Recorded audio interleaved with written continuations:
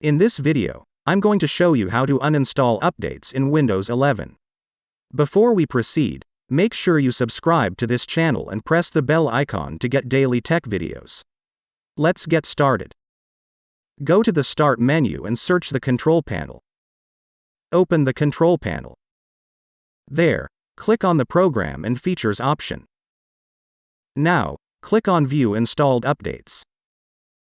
Select the update which you want to uninstall. Then click on the Uninstall button. There you have it. Uninstalling updates in Windows 11 is that easy. If you like this video, give it a thumbs up and remember to subscribe. I love free software TV for more videos like this.